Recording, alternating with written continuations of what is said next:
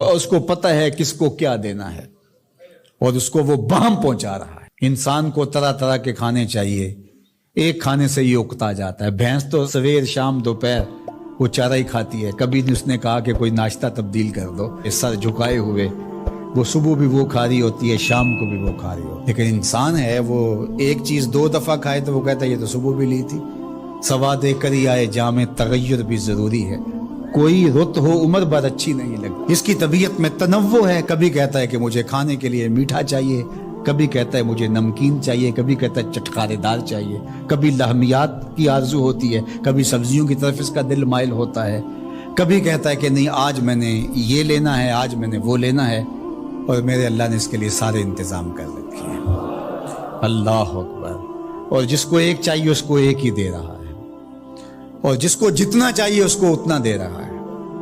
ہمیں تو ہنڈیا کے لیے ½ کلو یا 1 پاؤ گوشت چاہیے ہوتا ہے، لیکن شیر کو میں نے افریقہ کے اندر لائیو ناشتے کرتے دیکھا ہے، اور وہ پورا حرم جو ہے وہ ہڑپ کر جاتا ہے، اللہ روز اسے دیتا ہے۔ ہنس ایک پرندہ ہے، وہ سچے موتی کھاتا ہے، اور سچے موتی پنساری سے آپ لینے جائیں تو تولوں ماشوں میں ملیں، اور وہ بھی لاکھوں روپے میں، اور وہ بھی تیقن سے آپ نہیں کہہ سکتے کہ اس میں 2 نمبری تو نہیں ہے، یہ واقعتاً صحیح ہے، چونکہ آج کل تو یہ چیزیں چلتی ہیں، لیکن اس کو پیٹ بھر کے چاہیے ہوتے ہیں صبح شام دوپہر۔ اور دنیا کے اوپر ایک ہنس نہیں رکھا ہوا اللہ نے، لاکھوں ہنس کروڑوں ہنس دنیا پہ پائے جاتے ہیں، اور ان کو اربوں موتی روز چاہیے، اللہ روز عطا کر رہا ہو۔ تو یہ ہے اس کی ربوبیت، جس کو جو چاہیے وہ عطا کر رہا ہو۔ رب العالمین، تمام جہانوں کا پالنے والا ہے۔ رب کا معنی علماء نے یہ کیا ہے، حضرت عبداللہ ابن عباس فرماتے ہیں انہ مالک الدنیا وانہ مالک الاخرى، یہ دنیا کا بھی مالک ہے اور آخرت کا بھی مالک ہے۔ رب یہ صرف دنیا میں ہی نہیں، آخرت کے اندر بھی اس کے خانے کرم پہ لوگ پل رہے ہوں گے، اور دنیا میں بھی اس کے خانے کرم پہ لوگ پل رہے ہیں۔ اب عالم کیا ہے؟ ما سوی اللہ کو عالم کہتے ہیں۔ علماء نے اس پر بہت کچھ لکھا، لیکن حضرت وہب بن منبہ رضی اللہ تعالیٰ عنہ فرماتے ہیں کہ 18,000 عالم ہیں، ان میں سے ایک عالم یہ عالم دنیا ہے۔ بہت ساری چیزیں ہیں، ہماری انسان کی پہنچ ہی وہاں تک نہیں گئی۔ وما یعلم جنود ربک الا هو، اللہ کے لشکروں کو کون جانے؟ اللہ، وہی جانتا ہے اس نے کیا کیا پیدا کیا۔ انسانی مرغ عقل تھک کے گر جاتا ہے۔ اللہ اکبر۔ تو کہا رب العالمین، تمام جہانوں کا پالنے والا۔ اچھا، یہاں رب المسلمین نہیں کہا گیا، رب المطیعین نہیں کہا گیا، رب المتقین نہیں کہا گیا۔ صرف نیکوکاروں کا، اچھے لوگوں کا رب ہو، جو نہیں مانتے وہ ان کا بھی رب ہے، جو انکار کرتے ہیں ان کا بھی رب ہے۔ اللہ اکبر۔ یہ اس کی ربوبیت کی شان ہے کہ وہ اپنوں بیگانوں کو سب کو نواز رہا ہے۔ اور اگر آپ کی توجہ ہو تو یہاں ایک جملہ اور کہنا چاہوں گا، رب کا لفظ جو ہے وہ واحد ہے اور عالمین جمع ہے۔ رب العالمین، ایک رب اتنے جہانوں کو پال رہا ہے، ایک رب اتنے جہانوں کو پال رہا ہے۔ چلو اس سے آگے ایک اور بات کروں، رب واحد ہے اور عالمین جمع ہے، تو ایک رب کے کئی بندے ہو سکتے ہیں، ایک بندے کے کئی رب نہیں ہو سکتے۔ اس لیے رب کو واحد رکھا، عالمین کو جمع رکھا، کیونکہ اگر ایک خادم جو ہے، ایک غلام 5-6 آقا رکھے تو ایک کہے پانی لے کے، اور دوسرا کہے کہ میرے حقے میں آگ بھرو، اور تیسرا کہے تو وہ کدھر جائے گا کدھر جائے گا، اور ایک آقا 100 خادموں سے بھی کام لے رہا ہے۔ تو رب کو واحد رکھا، عالمین کو جمع رکھا، اس لیے بندے کا رب ایک ہی ہو سکتا ہے، 360 نہیں ہو سکتے۔ رب ایک ہی ہوگا، اور ایک رب کے ہی بندے جو ہیں وہ ہزاروں ہیں۔ وہ تمام جہانوں کو پال رہا ہے۔ کیوں پال رہا ہے؟ کوئی ضرورت ہے اسے؟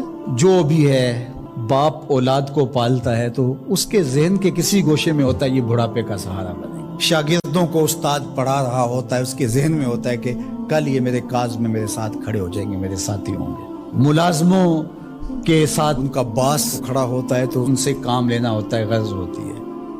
تو اللہ اتنے جہانوں کو پال رہا ہے تو کیا غرض ہے؟ الرحمن الرحیم، محض رحمان ہے نا، اسے کوئی غرض نہیں، وہ رحمان ہے اور رحیم ہے، اور یوں ہی پال رہا ہے۔ جو نہیں مانتا اسے بھی پال رہا ہے، اور جو مان رہا ہے اسے بھی پال رہا ہے۔ اللہ اکبر، وہ رحمان ہوا، وہ رحیم ہوا۔ ایسا نہیں ہوا کہ ایک بلی کو بہت زیادہ خوراک دے دی گئی اور وہ پھول پھول کے ہاتھی جتنی ہو گئی، اور ایسا کبھی نہیں ہوا کہ ایک ہاتھی کو خوراک کم ملی اور وہ چوہے جتنی رہ گئی۔ جس کی جو فطری استعداد ازلی جو اس نے خود مقرر کی ہوئی ہے، اس کے مطابق اس کی گروتھ ہوتی ہے اور اس کے مطابق اس کی تربیت کر رہا ہے۔ خلاصہ ہے پورے قرآن کا سورہ الفاتحہ، جو سارے مضامین ہیں پورے قرآن میں وہ سمٹ کے سورہ فاتحہ کے اندر آ گئے ہیں۔ تو اس کا آغاز اللہ کی حمد سے ہو رہا ہے۔ الحمدللہ، تمام خوبیاں اللہ کے لیے۔ کسی کے اختیاری حسن پر، کسی کے اختیاری جمال پر جو ثنا کی جاتی ہے، ستائش کی جاتی ہے، اسے حمد کہا جاتا ہے۔ کچھ خوبیاں اختیاری نہیں ہوتی، غیر اختیاری ہوتی۔ اگر کسی کا رنگ سفید ہے، نقوش تیکھے ہیں اور اس کی آنکھیں نرگسی ہیں، اس کے دیگر اعضاء کا توازن بڑا اچھا ہے، تو یہ اس کا اپنا کمال نہیں ہے۔ ایک شخص عالم ہے، اس نے پڑھا، محنت کی، آگے بڑھا، تو یہ اس نے محنت کر کے ایک چیز حاصل کی، تو اس کا وصف بیان کرنا اور اس پر ثنا کرنا یہ غیر اختیاری حسن نہیں ہے بلکہ اختیاری ہے۔ تو کمال وہ ہوتا ہے جو چیزیں اختیاری ہوں۔ تو اللہ جل شانہ کی حمد اس لیے کی جاتی ہے کہ اس کی چیزیں، اس کا حسن غیر اختیاری نہیں ہے، وہ اس کا اختیاری ہے۔ اللہ اکبر۔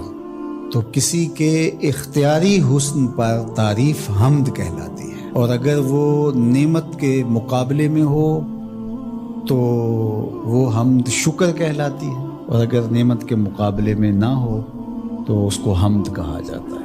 حضرت کعب احبار رضی اللہ تعالی عنہ فرماتے ہیں کہ الحمد کی تفسیر ثناء اللہ ہے، اللہ کی ثنا، اللہ کی تعریف۔ اور حضرت ضحاک بن مزاحم نے اس کا ترجمہ کیا ہے الحمدللہ رداء الرحمن، یہ رحمان کی چادر ہے۔ جس طرح چادر زینت دیتی ہے اور وقار کی علامت ہوتی ہے، اور اہل عرب کندھے کے اوپر چادر ڈال کر کے جو ہے وہ ایک خاص ان کی حیت ہوتی ہے۔ یہاں گرمی سردی سے بچاؤ کے لیے چادر لی جاتی ہے، لیکن عرب میں چادر جو ہے وہ زینت کے لیے لی جاتی ہے، اور وہ آپ نے دیکھا ہوگا کہ عرب علماء یہاں کندھے پہ چادر رکھتے ہیں، تو وہ زینت کے لیے ہوتی ہے، ضرورت کے لیے نہیں ہوتی۔ تو اس لیے یہاں جو رداء الرحمن کہا گیا ہے، تو الحمد رحمان کی زینت ہے، وقار کی چادر ہے۔ ثنا کی جتنی بھی قسمیں اور جتنی بھی صورتیں ہیں وہ اللہ کے لیے، وہ ڈائریکٹ تعریف کی جائے تب بھی اللہ کی، انڈائریکٹ تعریف کی جائے